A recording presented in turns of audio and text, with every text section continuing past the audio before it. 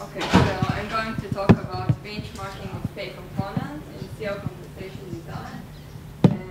This paper is based on my dissertation on Sven and in joint work with my supervisor, Professor Latterbach and Professor Ber-Ilan. Okay, so what is compensation benchmarking? It is a common practice to determine CEOs and senior executive pay based on the pay packages of peer CEOs at similar firms. When similar generally means peers of the same size and industry and peers with whom the company competes for talent. Compensation benchmarking is also frequently assisted by an independent compensation consultant. And pay below the median is generally considered as below market. So compensation benchmarking is thought to be an objective and efficient way to evaluate market pay standard and to assist board to attract, retain, and motivate top executive talent. However, the main concern is that benchmarking will serve to justify pay raises that are independent of CEO and firm performance in a way that I will not discuss here, and it also can lead to a ratchet pay up. Okay, so previous studies has dealt only with the benchmarking of total compensation. We extend the research to the benchmarking of pay components. So here are some questions about the component we have tried to address. The first set of questions are the different components of CEO and PAM benchmarked separately. Is there any variation across pay components in the magnitude of the adjustment to peers' pay? For example, is there any difference in the adjustment between salary and equity pay, or between equity and non-equity pay? And the last question is whether pay component benchmarking is a direct consequence of total pay benchmarking. So we didn't know the answer to this question, and so we looked for some clues in firm's proxy statement. The first example from Align Technology, the company provided a table with a distinct target percentile for three different pay measures. So we can see base salary is targeted at the median level, while the equity compensation is targeted to higher peer percentile range. The second example is from a 3M company.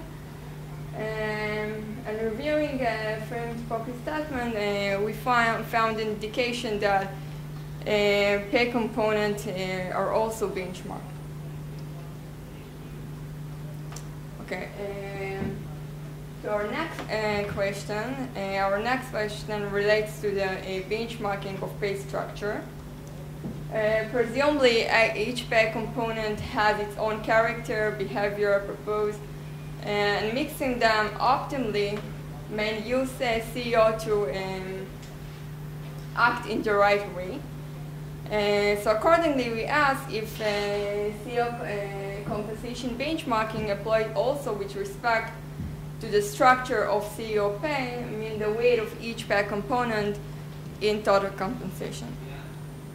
So here we brought some example from a proxy statement to the benchmarking of pay structure.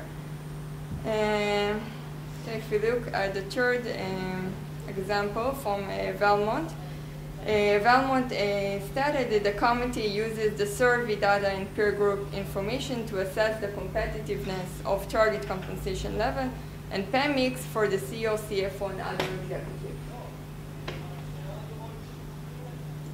In the third question, we examine if CEO pay is adjusted not only to pay level of peer firms, but also to a current year change in peer pay. This question is especially relevant in research year in which information availability and speed of dissemination increase.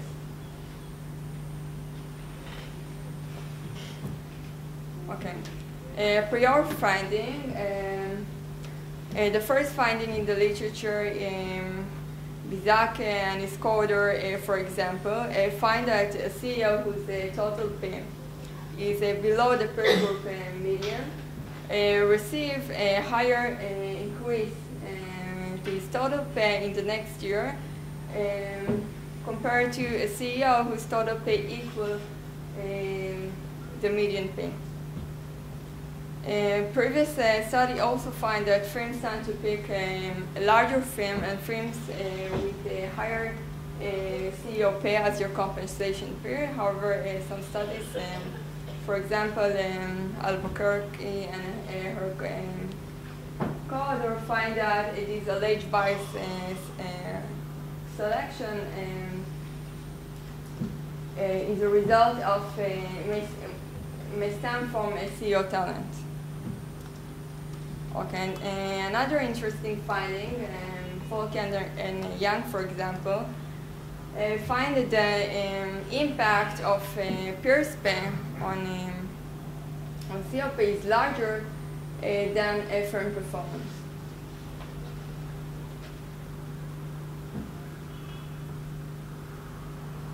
Okay, our sample, in this study we focus on executive classified as CEO. We began with all the firms included in the S&P Composite 1500 index over a period of 7 years. We construct our sample based on several databases.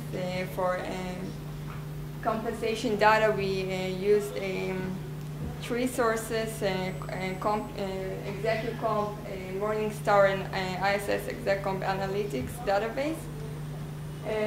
For compensation peers, we assembled the data from two sources. The first is from ISS Exec Comp Analytics database, and data for the first 2 years received from Professor Anna Albuquerque and her co-author, so thank you, Anna, for that. And financial data were obtained from CompuStat and Chris. Okay, so just to illustrate, I brought here 2 examples to the disclosed list of peers. Align Technology, for example, has 18 firms, peer firms, and PepsiCo has 23 peers. The average number of peers in our sample includes 18 firms. Okay, this table summarizes our sample selection process. We began with 10,481 finger observation. We excluded 2,000 observation of CEOs who appointed or replaced during the current or previous year. Out of the 8,353 finger observation, we also dropped 1,830 film years who didn't disclose an explicit list of peers. They don't use peers to set your CEO pay, or maybe they use survey data or index to set your CEO. Okay, so there are some other reasons for exclusion, as you can see on this table. Our final sample comprises of 4,892 finger observations, on 1,251 unique disclosing firms and 70,347 peer-year observations. Okay, some descriptive statistic of pay level at our disclosing firms, our sample firms, and their peers. As we can see, the average total compensation is about $7 million. The average sum of discretionary bonuses and salary is $994,000, which is very close to the $1 million deductibility cap. The average stock award is $2,343,000, which is almost double the average annual level of option award.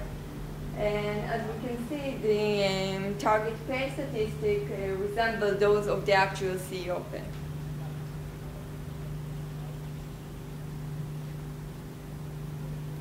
Okay, so first we confirmed benchmarking of total compensation. As we can see here, the above target group, those who have above target group receives in the next year a pay cut of 8.7%. And those who have below target compensation receives on average a pay increase of 90% in the next year. So this is evidence of total pay benchmarking. And next, we notice that each pay component is benchmarked as well. For example, non-equity performance pay. If CEO has a pay above the target, this component is cut by 12% in the next year. And if CEO has a below target PEM, she received a 19% increase in this component.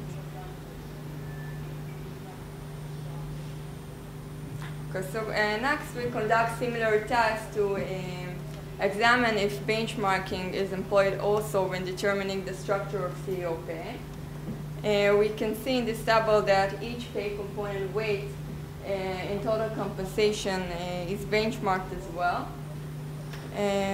Okay, so for example, if we look at equity pay, the above median group has a 62% of pay in equity pay, and this weight is cut by a 5.3% to 56.7% in the next year. And the below median group has equity pay weight of 32%, and this weight is increased by 10% to 42% in the next year.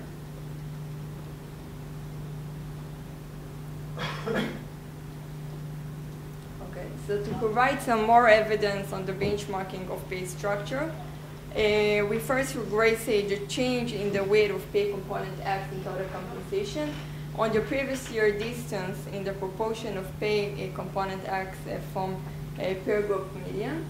And we find that the coefficients are close to 0.5, which indicate that almost half of the gap in weight is corrected in the next year.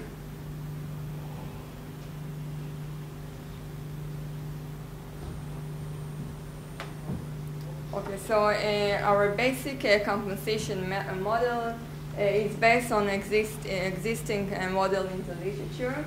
To this, we add the current measure of economic determinants, and for each pay component, we estimate parsimonious specification that is restricted to include only explanatory variables that are significant at 1% level at least. Okay, so since benchmarking focuses on changes in pay, we start by first by differencing our compensation model. And to this, we add three benchmarking variables that represent the potential benchmarking of pay level and the potential benchmarking of pay structure.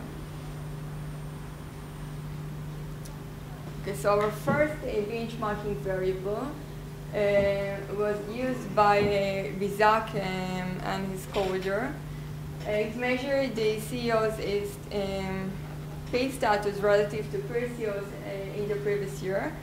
We define it as the log of CEO pay, as the log of peer-best target pay divided by CEO's pay. The value of this variable is positive if a CEO pay is below the median, and it is negative if CEO pay is above the target. Okay, the coefficient measure how a firm adjusts a CEO pay, the ratio of CEO pay to target pay. Okay, the next benchmarking variable is the current year logarithmic change in the level of peer-based target for pay component X. This variable captures a current pay trend at peer firms. And the third benchmarking variable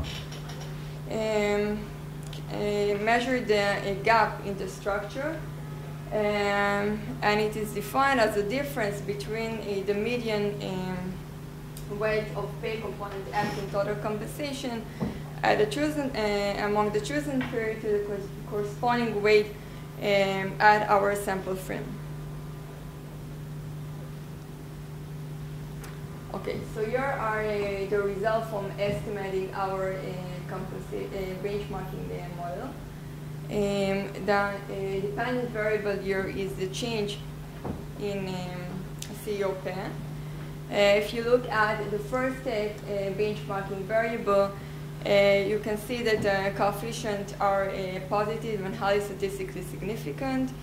It means that, for example, if you look at the performance pay, we can see that the coefficient is 0.33.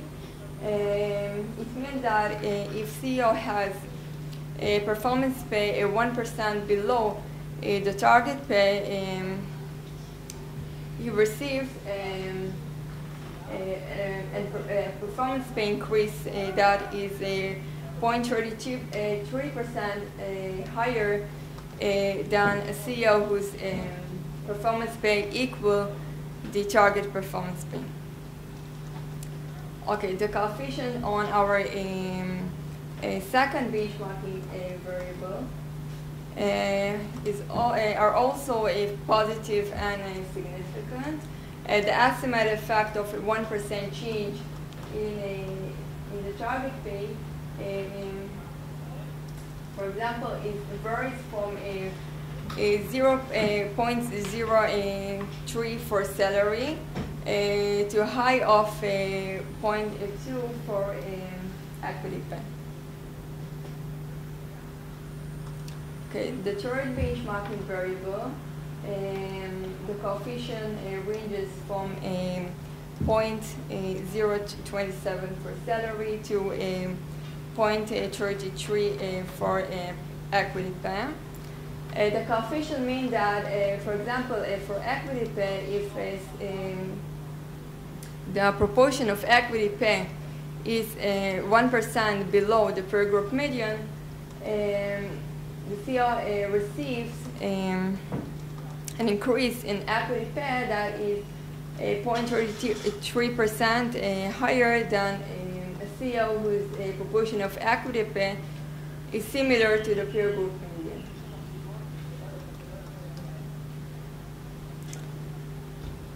How much time? You have time.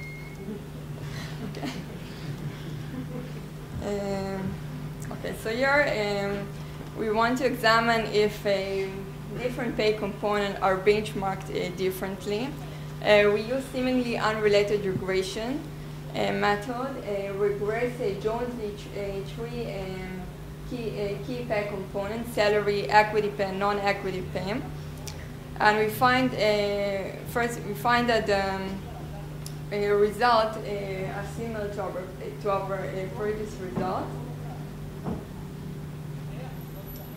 Okay, so here are the tables that summarize the result of F-test. We test cross equation differences in benchmarking variable. We can see that the adjustment coefficient of salary is statistically lower, significantly lower than equity and non-equity performance pay. Perhaps the fact that salary is a sure pay component causes the board to adjust it more conservatively than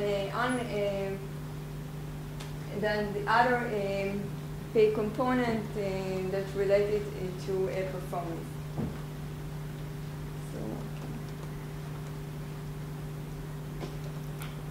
Okay, some of you may probably ask if pay component benchmarking is a direct consequence of total pay benchmarking.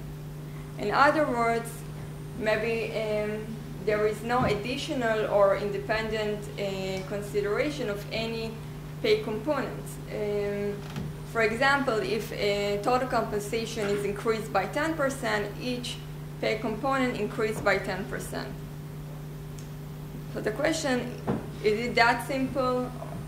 Is there any, is there only benchmarking of total compensation, or also individual consideration of each pay component, or at least key pay component?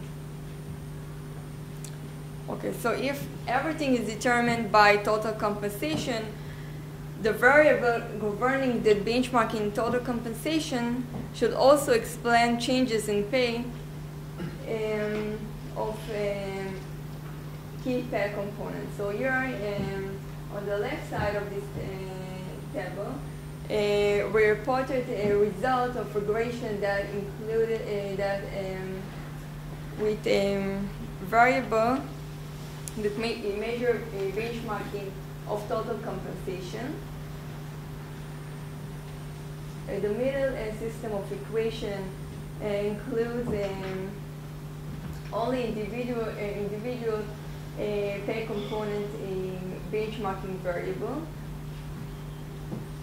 And on the right side of this table, we report a result of regression that includes both individual pay components and total pay benchmarking variable. And as we can see, okay, if you look at the bottom line here, okay, if you look at the explanatory power of each system, we can see that when we consider individual pay components, individual benchmarking of pay components, we can see that the explanatory power that represented by the system weighted R square increases.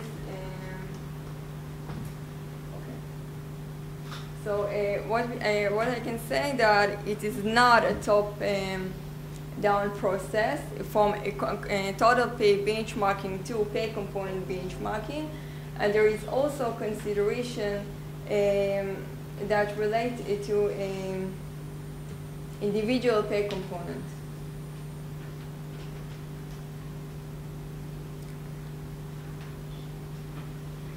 So overall, our results remain robust to several additional tests. I just said that if we repeat the analysis for subsample that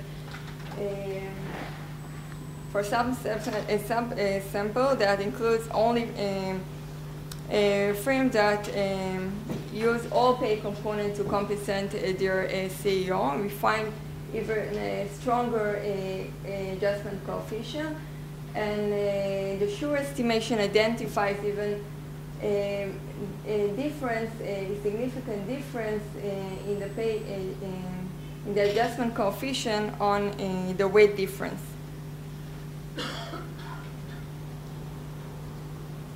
So let's summarize briefly what we have looked at.